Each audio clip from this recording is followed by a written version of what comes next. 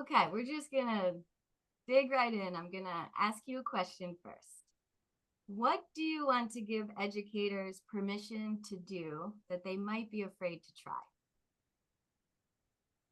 I guess the first, I think a lot of these conversations, what I'm going to try to do is the first thing that comes to mind. I think people can drill down all they want, but the first word that comes to mind is play, explore, be curious, try things out, make mistakes. I mean, all those kind of things, obviously in an enclosed arena, don't do it high stakes, don't do it in front of a conference or whatever, but you can do a lot of just playing on graphics and pictures and questions on AI, and I've constantly been amused.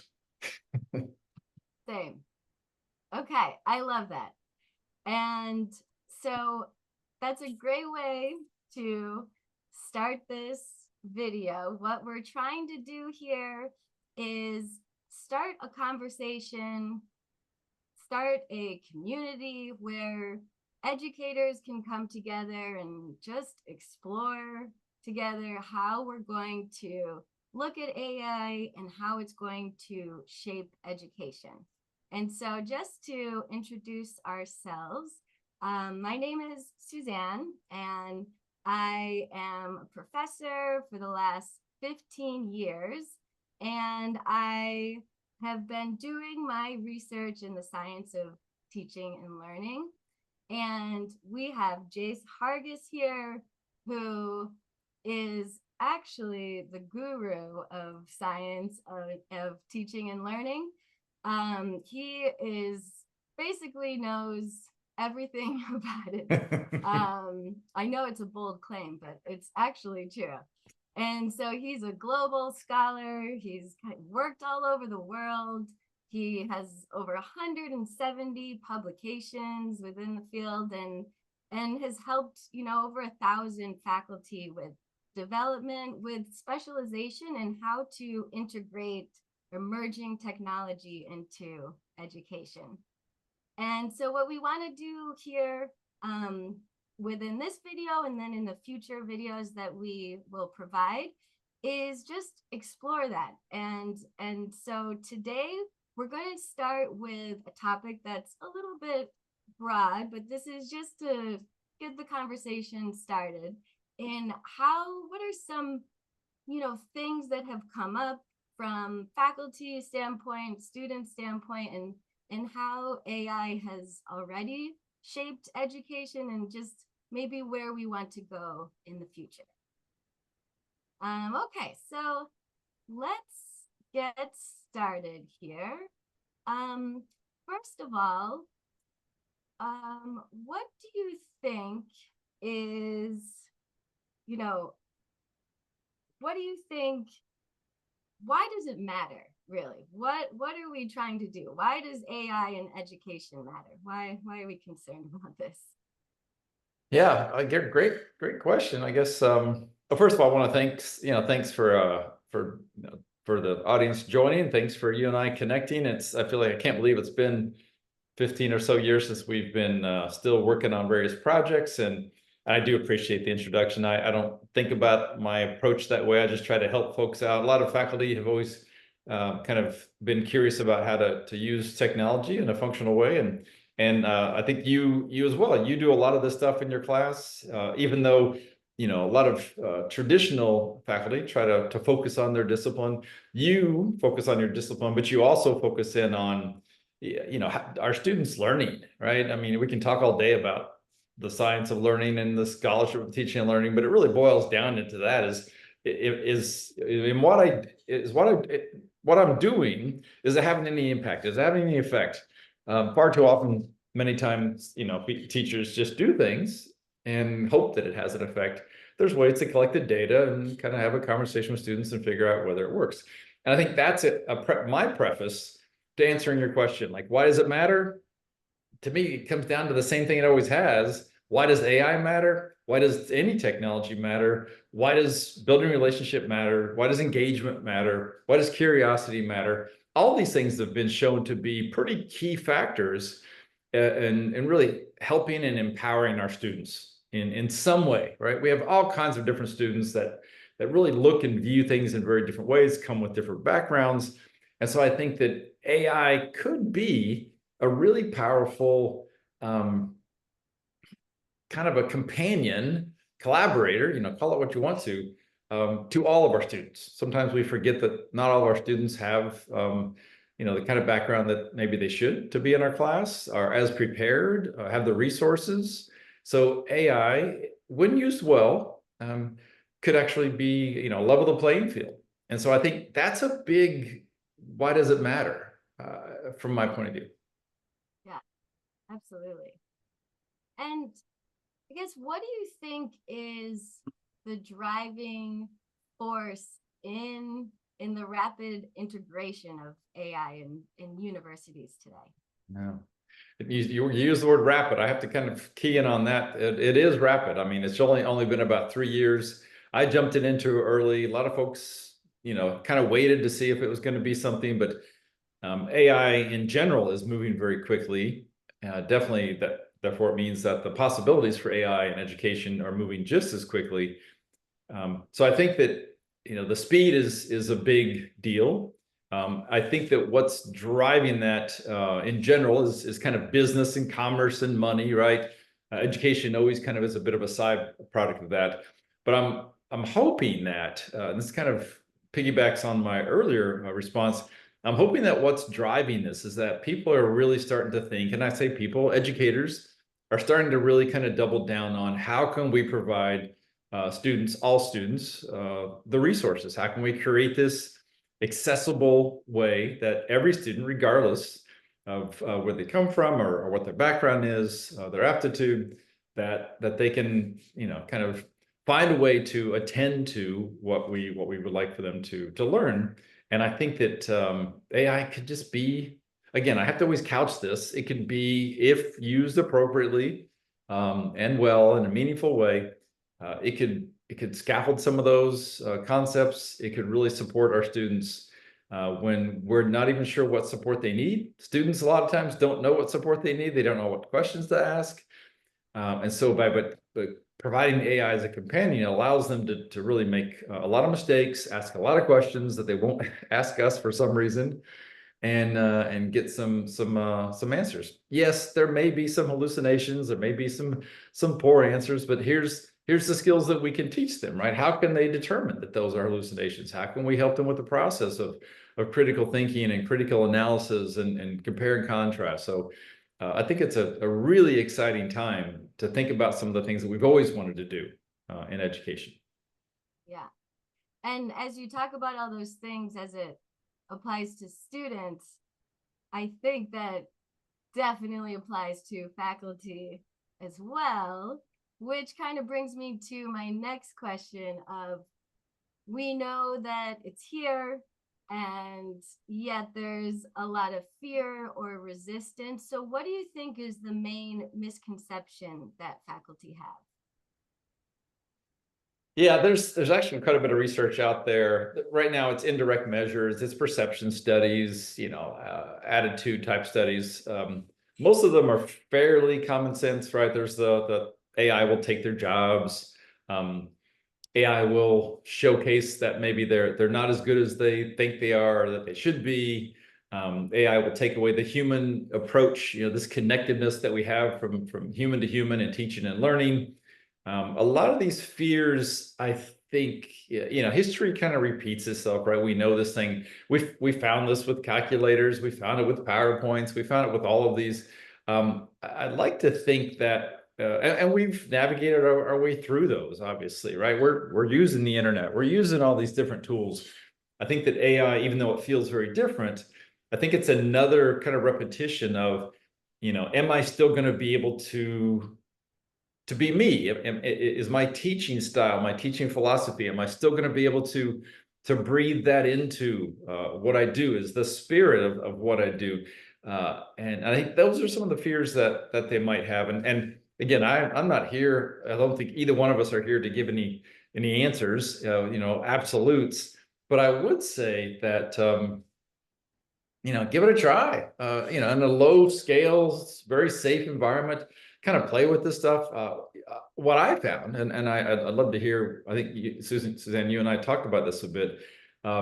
Is what you have found. What I have found is that it sometimes it works, sometimes it doesn't. But every time I learn something this about AI, I learned something about myself. I learned something about students. I learned how they process, how they connect, what kind of questions they have.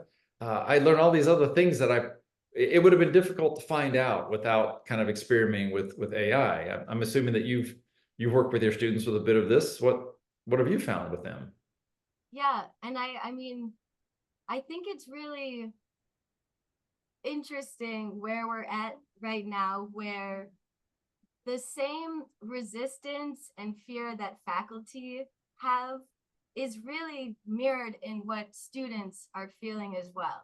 Where, we might think, the students might be younger, they're more used to technology and use it more in their everyday life and whatnot, but it's a lot of the same fears, or just the unknown of what's going to happen, and it just makes it even more of a bigger responsibility for faculty to help guide this process and go into this discovery space with their students, and feeling comfortable in that. Yeah, I don't know what's going to happen, and there's a lot we don't know, but let's figure this out together. And that's what I think faculty might not be used to doing, as kind of the expert in the room and lecturing the students and all the things. So it's it's just kind of a wild time. Yeah. And one question I think that both faculty and students have is, well, if AI can teach, what am I doing? And students thinking, if AI can do my job, what's the point of going to school? Yeah. And I think before I share my thoughts on that, you said something really key there, which I think is another fear, is that sometimes faculty think that they have a big responsibility. And of course we do. I mean, we do have a big responsibility at mentoring and coaching and kind of helping young learners. At the same time, I can't help but think, and I know sometimes I think a bit odd, but what's the bigger risk, especially with AI right now, not using it in fear that you may use it incorrectly, or not using it and then our students don't have those skills which they're going to need to get a job in a month, a year.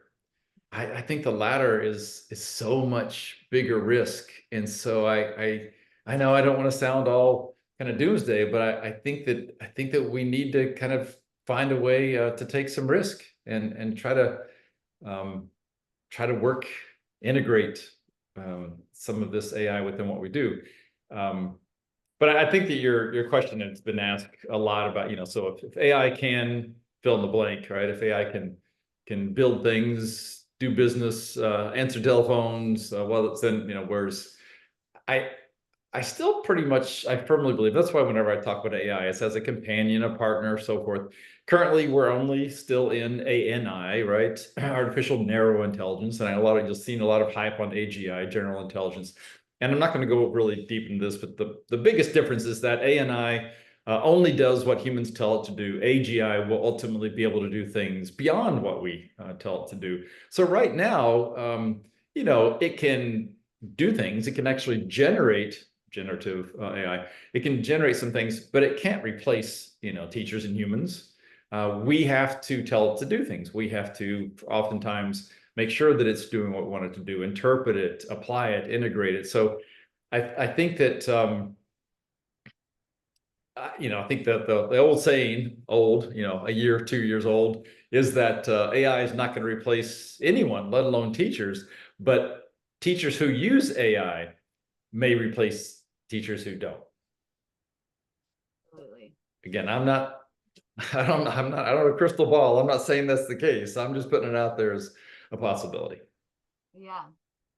I mean, yeah, I think that this is, you know, it's not that it's funny to think about that I am here talking about AI when I am the least tech savvy person.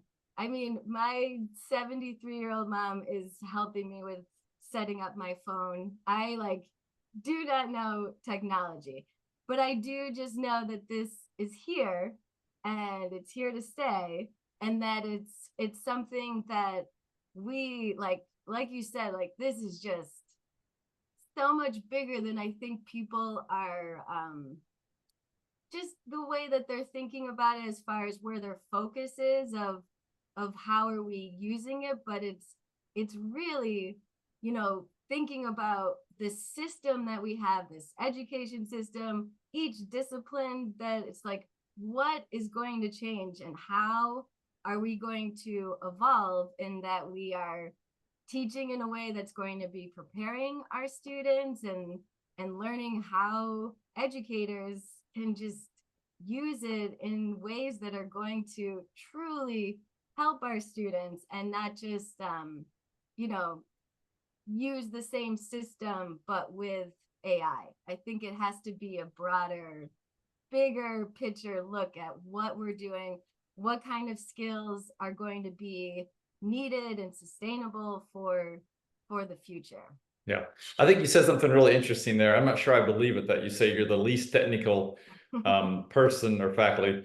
I would say at least you're average, but I want to ask you a few questions off of that. First of all, I want to say that if that's the case for you and for others, I actually think that AI, unlike a lot of prior technologies, AI actually would be a bigger asset for folks like you, because it does require less kind of technology background, less buttons to click, less. Yeah, you basically ask it a question and you ask it another question. And it's not like before where you had to be like, okay, even PowerPoint was like, all right, I want this to fly in from the right. Like, how do I click this? And right. So there was more clicking back then.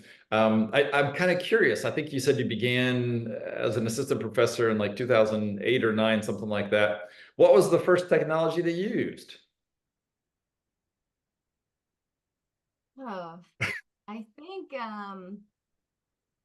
actually it was within one of my very first studies that you helped me design, was, you know, like the poll everywhere and using that within the class. And it was, I mean, it was terrifying to use within the class because I don't know if it's gonna, the answers are gonna be projected or if all the students are gonna have access. And you're right, like that was, it's, it does seem scarier than using AI to me right now. And I've never actually thought about that, how this is, it really is built for entry level. Like, you don't need to know anything. I remember I started using, you know, I just first started, did my first prompt on ChatGPT. It was, I think, the end of 2023, and I had no idea of the existence of it before hanging out with my brother and I was visiting him, and he was upset with me because I was doing work and I had to write this exam, and he's like, just have ChatGPT do it. And I was like, what are you talking about? And so he would tell me something to say and I'd be like, wait, and I just ask him like, can it do this? He's like, just ask. You know, like, can it do this? He's like, just ask, like anything you want, you just ask it. And then when I was most blown away, and maybe that's when I became like an adapter of it, he's like, okay, now tell it that you want the exam questions to sound like a pirate is asking them. And I was like, oh my God, this thing's amazing. That's the part of the having fun, right? I mean, you were Yeah, just right. playing with it, and I mean, we Uh-huh. all know the whole intrinsic motivation kicks in, and I think if people can get to that point, then it opens up a whole new world. I have to say, I'm really thrilled to hear you give this example about Poll Everywhere, which for the people that don't know, it's an electronic student response system. I can't believe it's been 15 years. That doesn't seem like it's that old. But even something like Poll Everywhere was not intuitive. You kind of had to know the questions ahead of time, put them in there, you find, make sure that you bring it up on the screen, have internet access, your screen worked, your LCD, your lights worked. and then the students respond, right? And then you're like, well, what if they say or do something that I don't like? What do I do with that, right? But I think what I loved about that, and with all the different student response systems, is that it finally gave us a glimpse of what was really inside the student's head. I mean, if anyone out there thinks that you just ask students if they have any questions and they're going to ask it, though I don't, that hasn't happened for decades. So how are you supposed to get a sense on where they're at? I think that the student response systems were good, but now, I mean, AI, you can set that up as a student response system. You can set it up for all kinds of things, real time, not real time, so forth. So I think that's the real kind of gold with AI, is that think about anything, whether it's poll everywhere or, you know, some of the things that we've worked with, PowerPoints and so forth. AI can actually probably parallel a lot of those in a much more contemporary, much more flexible way than we would have had to go through all this training in the past. Yeah, definitely. It was really funny to think about it. I am much more scared of pull everywhere than AI. Well, that may be the tagline for us. You know, think about what it is that we were scared about, and then like Yeah, AI, it can't be as scary as that, right? yeah, yeah. It's interesting. And then I have to say, wait, well, I think you have to copyright your brother's ask it, right? Just Yeah, ask I it. know. I just kept turning to him, asking him. He's like, "Don't ask me. Like this is because it was bizarre just knowing I could like just talk. Like I'm just having a Yeah, conversation with right, this thing." right, Yeah. right. Cool. So I guess along those lines, and as a faculty developer and helping faculty, what do you think, how would you go about guiding someone through this transition? Maybe as a starting point, what do you think, where do you think faculty can start? Yeah.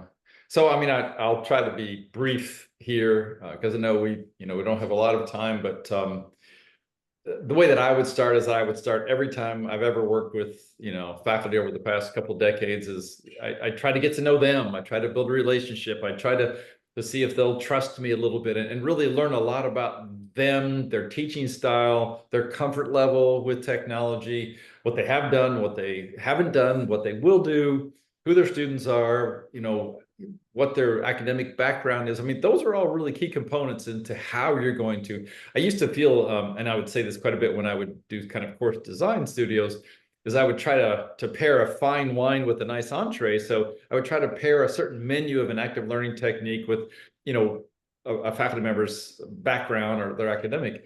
But I have to say a lot of that's gone away with AI because AI can be very ubiquitous. It really can be almost anything that you train it to be. And so I would, again, still start with trying to figure out how comfortable they are. And then I would give them kind of AI on training wheels, which is, like you mentioned, just to have some fun with it, ask some questions about, what should I eat for dinner tonight or whatever. And I think you're going to be surprised that it's going to give you something, and it's not going to be what you want. And that's the real key, is this what was called iterative prompts, is you've got to come back and say, well, that's not what I wanted. Here's what I want. And it'll come back and it'll apologize. And it'll then give you some more. But the more specifics you give it, the more that it will be a little more fine-tuned. And I think once you get into that rhythm of, oh, well, can I ask it to write me a learning outcome, right? And I did this 2 years ago. I did this and I wrote a paper on it because it was still early in AI, and I thought there's no way it can create an entire syllabus using a foundational kind of backward design model.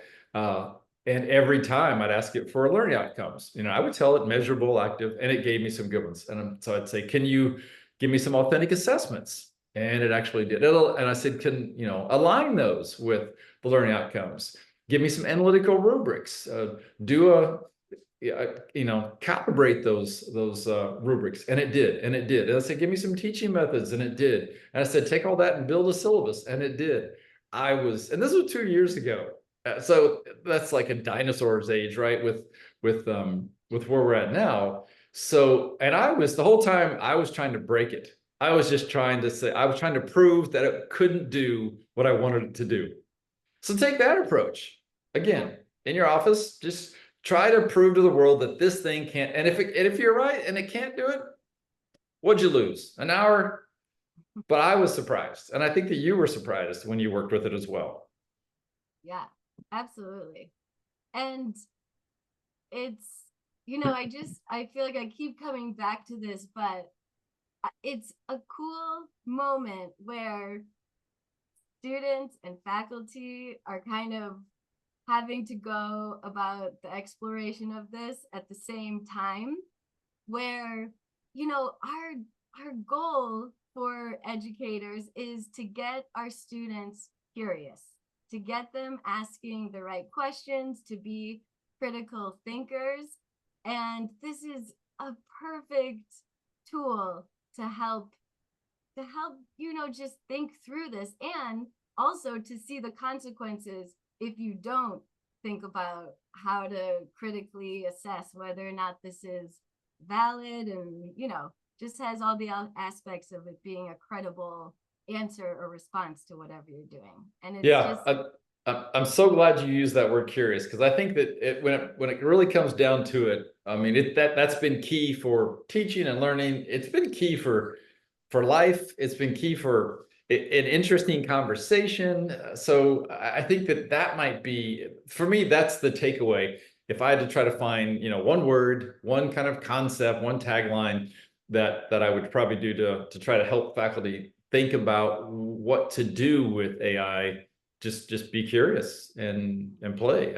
I think, again, worst thing is you're amused. mhm. Yeah. Worst thing is you give your students a test written by a pirate. Worst case scenario. Yeah. I want to see that. Yeah.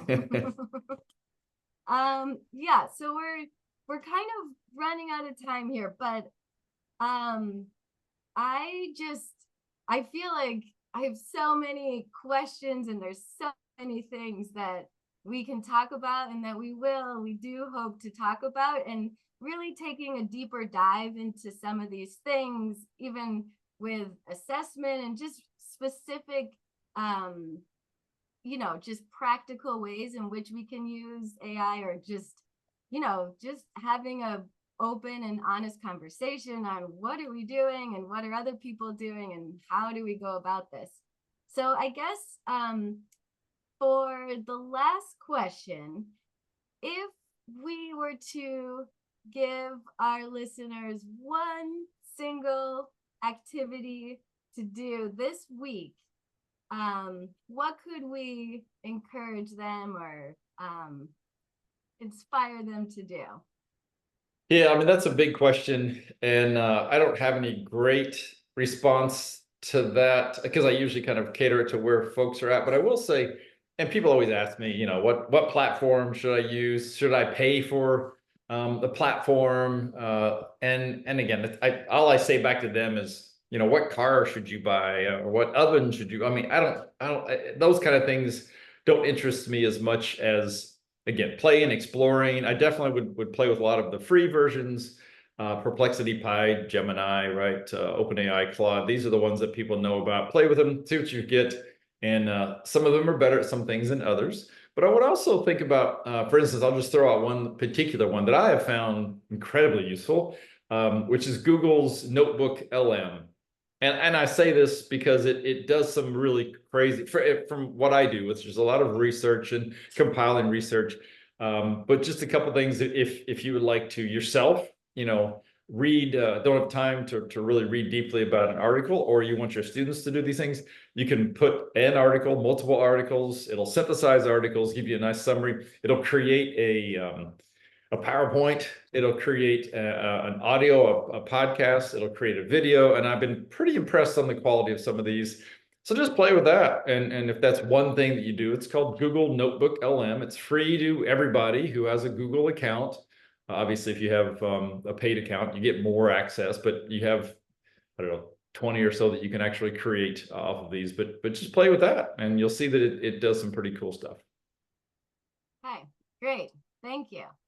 And so again, we would love to hear any of your questions, concerns, your deepest, darkest secrets. We can have a little segment on that. Who knows? But we do want to let you know that Jace puts out a weekly newsletter that has the latest summaries on what the research is and integrating AI, and really provides it in a practical way with different things that you could do within your classroom.